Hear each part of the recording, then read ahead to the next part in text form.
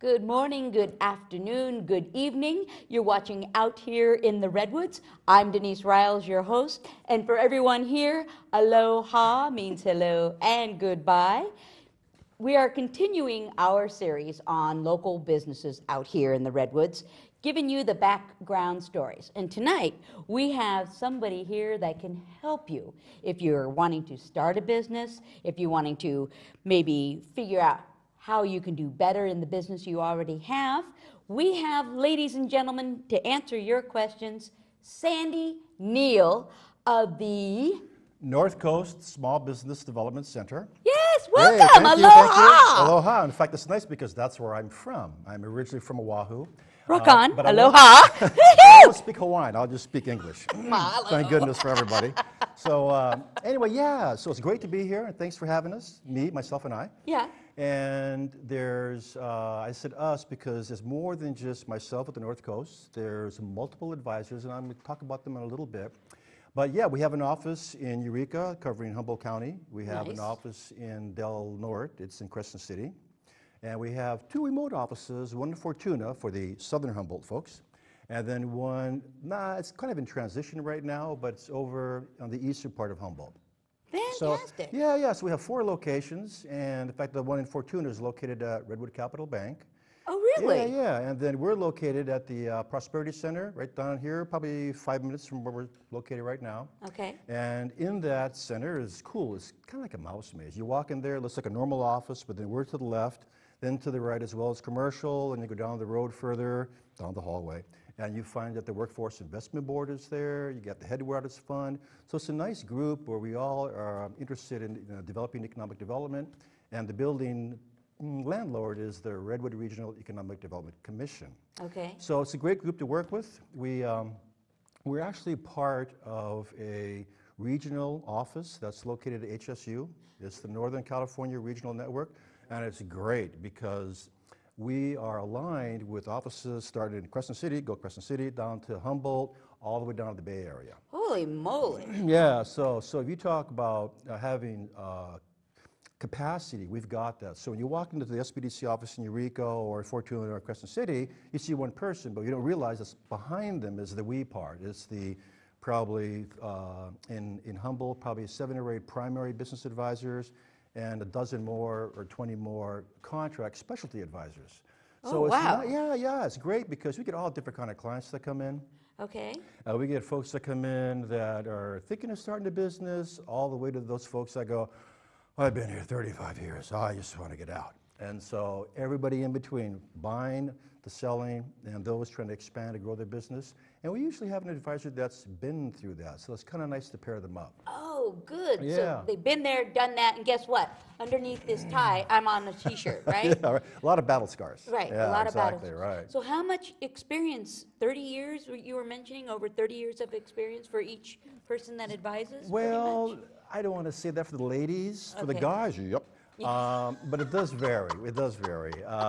But in all cases, they have to have some kind of experience being in industry, whether having owned a business. In most cases, they've owned more than one business. And in many cases, they're working as a contractor for us. They still have another sideline, another business or 2 they do. So, it's pretty common in Humboldt. It's hard to get a good paying one-time job. Yeah. So like everybody else, they have multiple means of income. Right, Yeah. right. So they understand the entrepreneur's problems many times of starting a business up and where do I get the money from? And so they help them through that process of saying, okay, maybe you got to have a part-time job while they're starting the business up. So they help them learn some of those tactics to help them get through that what we call startup phase. Okay, and where does somebody start? Well, that's a great question. What is the first Great question somebody should ask? So basically, they can call our office, and I can give that number at the end of the show. Sure. And they talk to me. And we talk about really what their needs are. We just do a quick little conversation. And most times people want to know, well, gee, where do I get a business license at? Okay. Or I want to buy a food truck. How do I figure that out? A wide range of questions. In fact, I'm not joking. I had one client, well, it wasn't a client at the time, but he became a client, called up, and the person said, where do I get a letter of credit for doing business in Nigeria? And What? I know. I thought Nigeria? I thought it was like a prank call at first, and I realized, no, it wasn't a prank call. And by pure luck, I've done letters of credit before, so I knew what to do. So Right. I gave him the resource, the link to go do that. But like I said, that was just pure luck. Yeah. But generally speaking, most of them deal with starting a business in Humboldt. Right. And we have, all our business advisors have what we call common core, I guess, skill sets. Okay. And most of the questions are asked are covered by all our general business advisors. But sometimes you have specialized things that come up. Be So- specific. What Well, specialty? yeah, okay, great. Yeah. So for example, since we're part of the Northern California region, Okay. we're really lucky because the regional center at HSU, they have some great programs that people in Humboldt have no idea of. For example, let's say that you are starting a technology group in Humboldt. Now, you don't get a lot of high growth technology groups in Humboldt, but they're there. Can't say who they are. Right. Because everything we talk to our clients about is held in confidentiality. So Right. we don't talk about that. Right. But anyway, so this group is really stationed out of the Bay Area, and they have the high-end lawyers for contracts. They have their venture capitalists and the angel investors in there, mainly capitalists.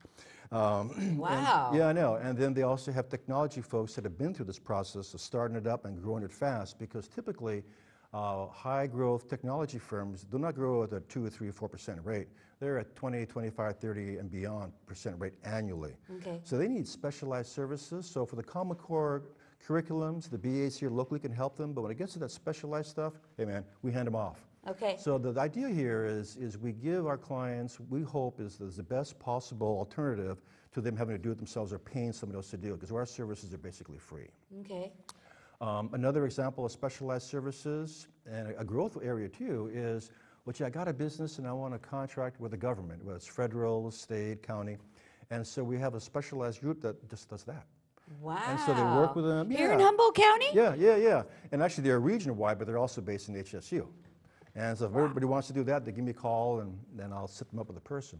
Wow. Oh yeah, because lots of times you have, and you'd be surprised how people who are based out of Humboldt, you have no idea who they are. Right. They're doing very well, but they contract with the government, or maybe let's say the fire service, so when there's a fire somewhere, they pick up their stuff and they're gone. And so, so it's I did cool. not know this. Yeah, I know. So it's cool because you could be a business based in Humboldt, but Right. then your services all over the place based on who you're contracting with. Wow. Yeah.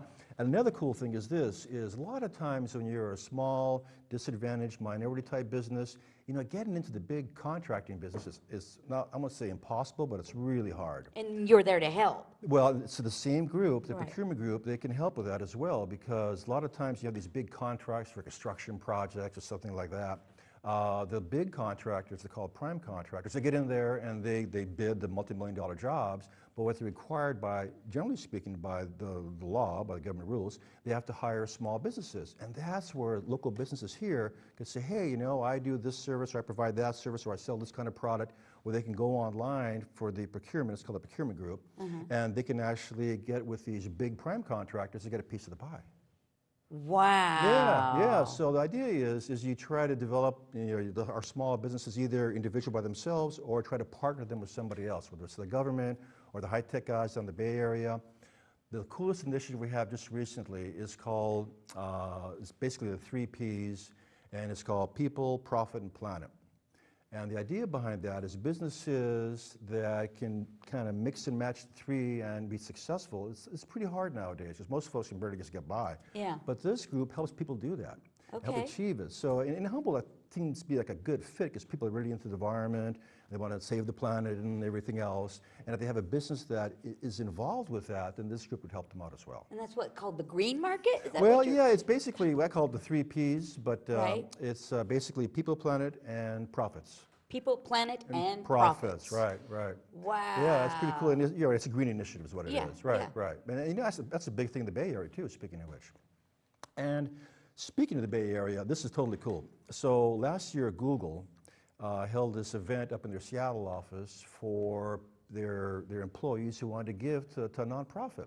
Okay. And it went over so well that the headquarters down in Cupertino, no, it's not Cupertino, it's the Bay Area anyway, for Google, they did the same thing. And so they selected 5 nonprofits, okay, to come in for 1 week to talk at the lunch hour to their employees, because they picked these nonprofits because those nonprofits have the same kind of value system, or they felt they had the same kind of value system that Google had. Okay. And we have so many initiatives up here that a couple of those initiatives piqued their interest.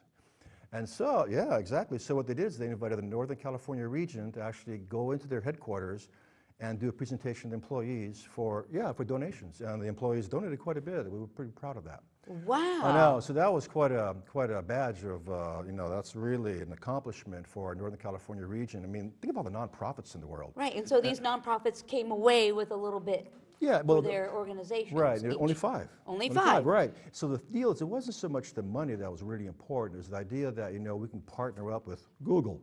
Nice. That would be great, wouldn't it? Yeah, because the more that we as an SBDC can partner with other agencies, the more opportunities we have for our communities and business owners here in Humboldt and Del Norte counties. Yeah. Wow. I know. Yeah, we're pretty jazzed about that. We thought, you sure about that? Yeah. Yay, Google! I know, Thank you. I know, Thank I you, know. Google. So yeah, so we'll see what happens. We don't know what's going to happen. They're going to have some meetings in the future. Right. But anyway, so I just wanted to start off with what I call these opportunities that a lot of folks aren't aware of, and actually a lot of our clients aren't even aware of it, because they come in, they're focused on their business like most entrepreneurs are, so Right. we just focus with them. Right. Our clients take the lead, we follow them.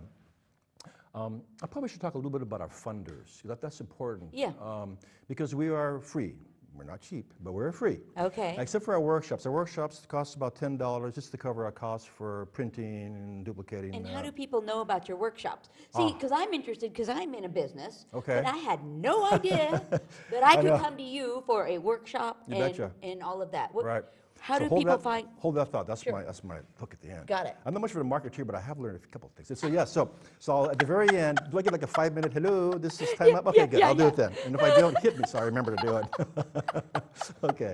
So where am I? Okay. Yeah. So basically, our funders, there's multiple funders. Some people donate to us, but our primary funder is the Small Business Administration. Okay. And they have they have many roles, but their two major roles are providing technical assistance to business owners and entrepreneurs, and then securing and guaranteeing loans for the same folks. Oh, nice. And the SBA doesn't want to get involved in the technical side, so that's where the SBDC comes into play. Oh. So we're a nonprofit. We're Okay. funded primarily by the Small Business Administration, and it's I think rare, and I hope a lot of folks don't take this the wrong way. It's rare because we're performance-based.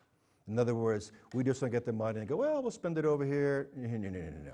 So you No. got to go in and show them how you're Exactly, performing and what right, you're doing, and then you exactly. go, oh, all right. Well, they go, oh, all right, and they go, yeah, you get some money, or maybe you don't get any money. So at the North Coast, yeah, all right. So yeah, exactly. But the thing is, we're not gauging our performance. They gauge our clients' performance. Oh. That's the kicker. Okay. Yeah, so it's important to us. I mean, it's not the only reason we don't do it is because we get funded. We do it because we care about our clients. Mm-hmm. And so what happens is a client will come in and we assess them, and if they can develop what we call an EI, basically it's an economic impact, it's a milestone. And the idea behind that is it really helps grow the economy and the community at large in a particular area, in this case, of course, Humboldt and Del Norte. Mm-hmm. And that would be like starting a business, or maybe the owner's going to hire an employee, or maybe their sales increase year over year. Right. There's several of them like that. And those are the kind of metrics that the Small Business Administration is looking for. Okay. So every year we collect those metrics from our clients and we ship it back to the SBA. Based on that, we get the funding. So right now, we're still free, except for the workshops. Okay. And so we plan on keeping it that way. But I just want to clarify one thing, because I'm sure some folks in the audience are going, well, wait a minute, if you're shipping this information back to the SBA, it's just the metrics. We never share the personal information, like your name, your business name. They never see that.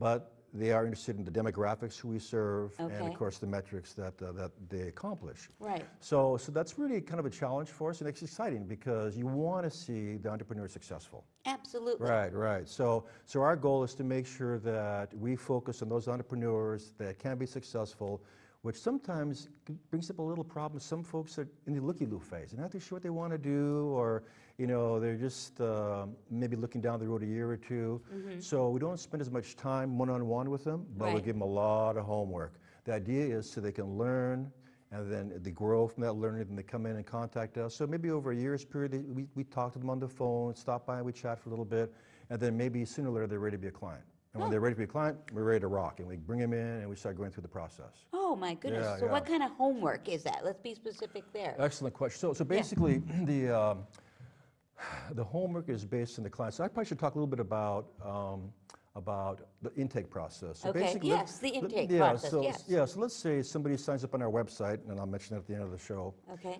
They sign up for the website, and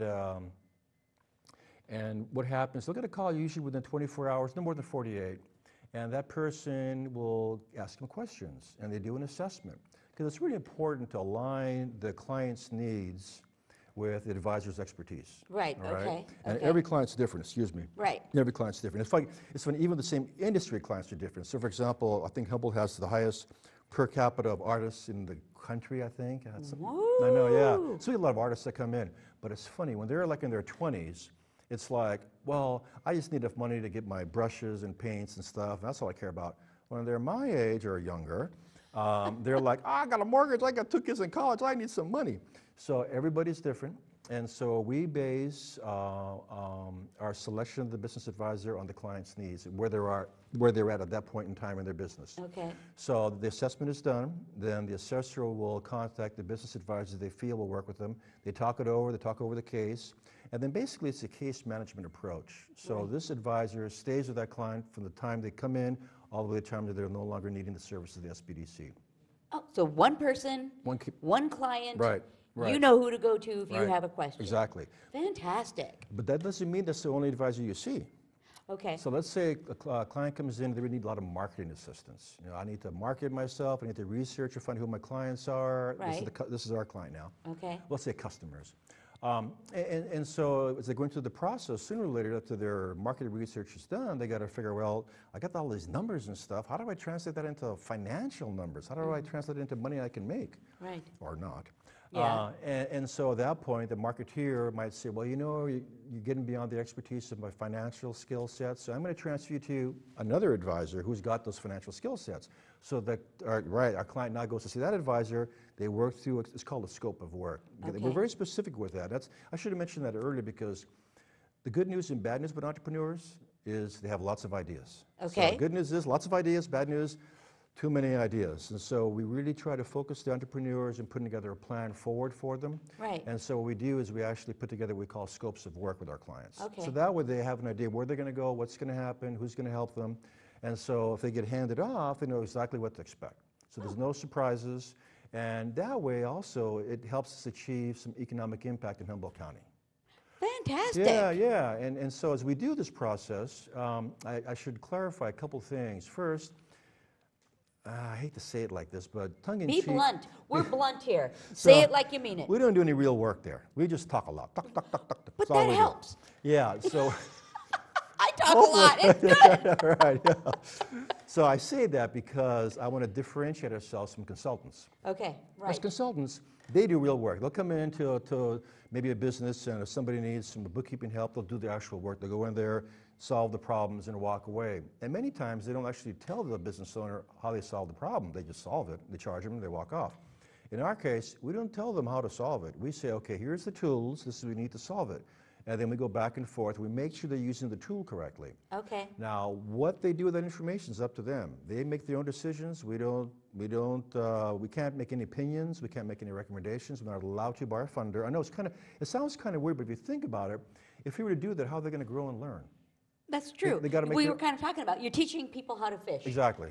How to get that person in there and figure it out. Right. Well, that's right. great. Yeah, in other words, how do you make decisions? How do you problem solve? Right. And so that's the deal, so that we build their capacity to have more problem solving skills, better decision making skills, maybe more critical thinking or strategic skills. Mm-hmm. And that way, hopefully someday they just come by to wish us a Merry Christmas and give us some cookies. You know what I mean? Nice. Yeah, I like the cookies part actually. Yeah. We can't take anything from our clients. We're not supposed to anyway. Anyway, we don't. Yeah. So that's the process of our what we call case management. And we do that process in all three, Del Norte, Humboldt, Fortuna, and over in the Eastern. Mm-hmm. So that way we're consistent in everything we do. Right. Yeah. Oh, that's key. Well, yeah, right. Consistency is the key. Right. Yeah. And like I say, once again, that way our clients can know what to expect from us. No matter who they talk to, which business advisor, whatever office they walk into, they can expect the same kind of service. Right. Right. Another, what I say, core activity we provide are workshops.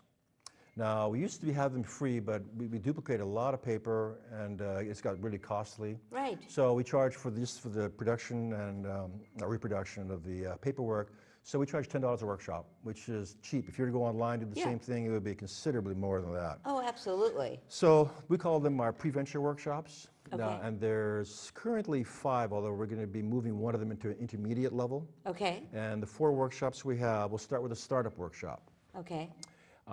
In the startup workshop, we talk about 2 major components to it. One is the more the tactical steps, in other words, regulatory. I want to start my business out of my house. Okay, so you need probably a home occupation permit. You got to talk to the County of Humboldt, et cetera, et cetera, et cetera. Get a business license. Okay. Okay, that usually is pretty straightforward. Okay. There are some occasions when it's not so straightforward and we help out, but generally speaking, it's straightforward.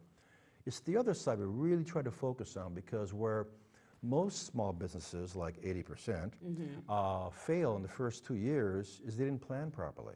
Oh, the planning. The planning part, the right. planning. And it's hard because entrepreneurs are all excited, they want to rock, they want to get out there, and you're like, no, calm down, calm down. How are you going to get there? Yeah, You know? so yeah, sometimes they listen, sometimes they don't. Right. And in the same respect, when you're in a counseling session, a lot of times we think we might see a problem with what the client is doing. We can't say bad idea, good idea, but what we do is we ask them a lot of questions, lots and lots of questions. Love the questions. However, I've had clients that ignore my questions and they don't care, and even if I think they're jumping off the cliff, I get up my pom-poms and I root them on, saying best of luck, but man. Well, I thought, 2 thumbs up, fake smile. Good luck with that. I mean, you just get to the point sometimes you're like, well, they're going to make their decision, they're going to ignore whatever we tell them, which is okay, it's their prerogative, and who knows, we could be wrong. I'm not always right. Right. Yeah. But anyway, so that's hard sometimes to see that, because you're looking at going, boy, there's a high risk of failure here, but all you can do is the best you can do. Right. So that is sometimes a sad part of how I operate anyway. Yeah. So we really push planning, both in counseling sessions and in the workshop startup series, so the startup. Right. And so we spend a lot of time on that, and it's interesting because we try to get our new clients to get 2 groups on their side. Okay. Networking is extremely important for starting up. One is your professional side. Typically somebody maybe who has good street smarts, in just the business world, or maybe a successful business owner, and you get them in there. That's your one group. Maybe have 2 or 3 people in that group. Maybe have coffee once a month. Just chat with them about business, maybe some of your problems. Not too much time, because business owners, they're pretty busy themselves. Right. But we also suggest they have their pom-pom group. That's you family, gotta keep friends. Yeah. Family, friends, relatives, Right. neighbors. Yeah, and so that way, because really starting a business up can be very demoralizing. And and it's tough. So we always say you need that pom-pom group to get you pumped up and get you back out there. Right. Because you're going to fall off the horse. And the question is, get back on it and go for it in an intelligent manner. Right, and you've Right. experienced like that. You were kind of talking earlier about somebody who came in and the wife wasn't on board, and the man was really. He was all pumped up. How do you get people know? on this? Because it actually is bringing a whole new family member into your tribe. Right, yeah, right. Exactly. Literally, whether it's a whole family business or if a spouse wants to go into business, you're bringing in a whole new entity. You're right. So there's 2 major aspects of our counseling sessions. One is the business side, Right. and the one is the personal side, where you kind of, sometimes you got to put on your human analysis hat on. I don't want to use the term, whatever. But because you got to judge, what are they capable of doing? Are they trying to overcommit too much? And you try to help them out as best you can, but we steer clear of those categories. We try to stick just to the business side, but sometimes they drag us into it, and we try to, no, stay away from that. Oh, Right, yeah. right. Oh, yeah. So we do focus on business side, but we do get dragged into that every so often. Yeah. Anyway, Wow. Yeah. So we have a couple of the workshops. We have the business plan workshop. It's pretty cool. It basically talks about the components of a business plan. I didn't mention this, but a lot of our partners are local banks, local funders. I mentioned Redwood Capital earlier. Right. We work with all the other local banks as well. We also work with the alternative funders. That will be the Arcadia Economic Development Commission, or Corporation, excuse me. Nice. And REDEC, the Redwood Regional Economic Development Commission. And just about all the banks that I'm aware of, and the alternative bankers, they can tell when a person comes in the SBDC, or They can tell when they use our resources off our website because we have templates. Oh, Yeah, great. so we have a business plan template with the major components on it. We have financial templates, which are a little harder to use. Okay. But those folks that are familiar with Excel, familiar with financial templates or statements, can just pick it up and start using it. Yeah, but usually what we have to do is teach people how to use those template systems. So you were asking earlier about what other resources we have. Workshops, we also have online resources. And I'll get to those in a little bit. Fantastic. Yeah, so... And we can put those up on our website too. Oh, yeah, on the television, so everybody can write it down. Oh, cool, Yeah, nice, yeah. I like that, yeah. You're welcome. So anyway, so Business Basics has all the components in there, but one thing about our templates, it's one size fits nobody. Zip. And the reason being is, you know, when people come in, a lot of times they say, here's my business plan, and you look at it and you know it's canned. And so you're like, okay. So, But they started somewhere. Yeah, they gave you some place gave them a lot to of start. credit, exactly. And so the bank wants a business plan where they're going to ask you some questions. Yeah. And if you can't answer the questions, then doesn't matter how pretty the business plan is, they don't want to see it. And what kind of questions do they ask? Oh, well, okay, one of the first entrepreneurial things I did, much younger, I thought I would buy a shooting rank. You know, it was out of town somewhere, I can't remember where it was offhand. And it made some good profits. So I was pretty excited about it. So I went into a banker, had a business plan ready to go, and I showed it to them. The second question she asked me is, oh, so Mr. Neal, so have you ever owned a shooting rink before? Nope. Have you ever worked or managed one before? Nope. Well, it's been nice meeting you, Mr. Neal. Out the door I went. So I have a few battle scars. I spent No, weeks. but I'd sure like to. I know. Well, good. Use your own money. I know. Yeah. I know exactly. Yeah, use your own money. We'll So- see you in another year. or two. Yeah. But that's what a business plan is all about. It tells the banker, you know, how do you make a decision? You know, how much homework you know, or have you done? How much do you know about your industry, about your market, about your clients? And can you make good, sound business decisions? That's what a business plan is all about. It's not just about a bunch of numbers and words. Yeah. It's about how those became created. How did you develop that plan? Right. So that's what the people don't realize. They just start writing stuff down, crunch some numbers, and they're good to go. And no, because think about it. If you're a banker and you're going to loan somebody some money, you know once they have the money, they're gone, and so you better hope they make the right decisions. So Right, the right. business plan is where they can do a real good analysis of what your problem-solving skills are, business decision-making skills are, and so forth.